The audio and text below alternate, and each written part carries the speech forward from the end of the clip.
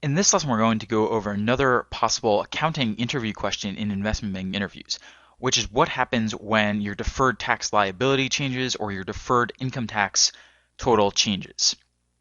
Now, I would say that this one is not a particularly common interview question. It is more advanced. It's certainly a more advanced topic, and so I would not necessarily expect it in all entry-level interviews. That said, I have gotten some requests for this, and understanding how this stuff works and how these items actually work is important for understanding merger models and elements of LBO models later on as well.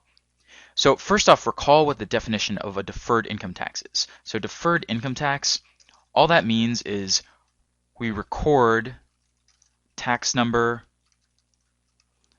but don't pay it out in cash.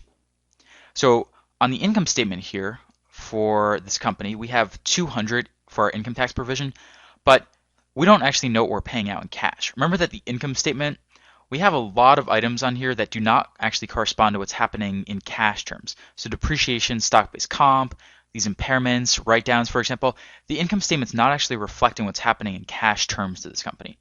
And deferred income taxes operate much the same way. On the income statement, we're always going to record some type of standard tax provision based on a 30 or 35% or 40% rate. But in reality, what we pay in cash could be a lot different. Now, there are many reasons for this.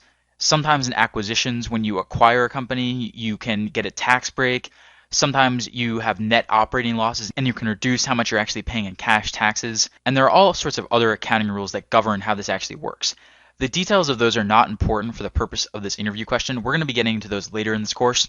For the interview question, I'm just going to show you very briefly what happens when your deferred income tax total actually changes here.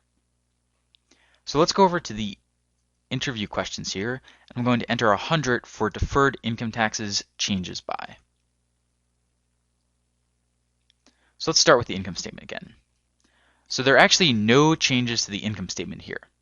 Now be very careful here. This one's a little counterintuitive because for depreciation, for stock-based compensation, for the impairments or write-downs, you would see them reflected on the income statement. But for the deferred income taxes, you actually do not see this show up on the income statement. So that is a little counterintuitive, but those are just the accounting rules for this particular item.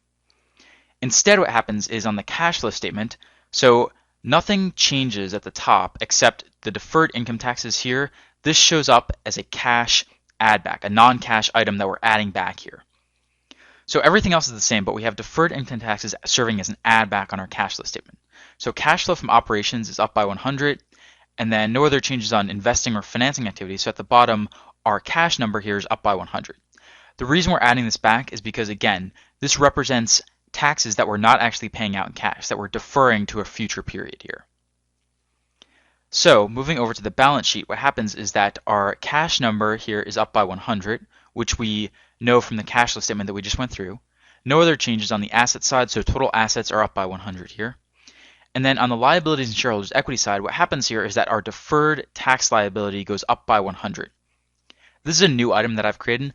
What a deferred tax liability means is that you have to catch up and pay more taxes in the future.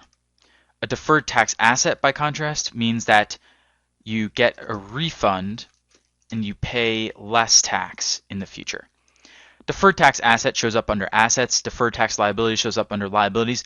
They're basically the same thing, except the way you work with them in accounting terms is the opposite.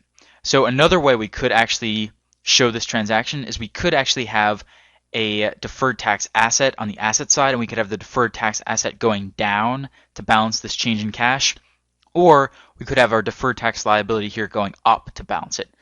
They're both equivalent because if you think about it in accounting terms, cash is always going to go up and you need something else to balance it. So they're basically the same thing. It's just a personal preference which one you choose. Companies do it differently depending on their accountants and their auditors. I prefer to list everything in deferred tax liabilities here to consolidate it. So that's what we're doing in this case. But that is basically what happens. The balance sheet balances because the deferred tax liabilities are up by 100. So liabilities and shareholders' equity are up by 100. Cash is up by 100. So assets are up by 100 and everything balances right here. So that is how you deal with deferred income taxes and deferred tax assets and liabilities in accounting terms when you get this question in interviews. Again, certainly not a very common question, but still something that's good to be familiar with because later on this concept will come up when you get into more advanced merger and LBO models, and you will see it quite often in companies' filings and in financial statements as well. So it's good to get acquainted with it. The most tricky and counterintuitive thing here is that it never shows up on the income statement itself. The income statement only reflects what you're paying in taxes according to the standard tax rate, and you later adjust it on the cash flow statement depending on what you've actually paid out in cash. So that's the most counterintuitive point here. That's what you have to remember. If you get that down, then the rest of this should be pretty straightforward.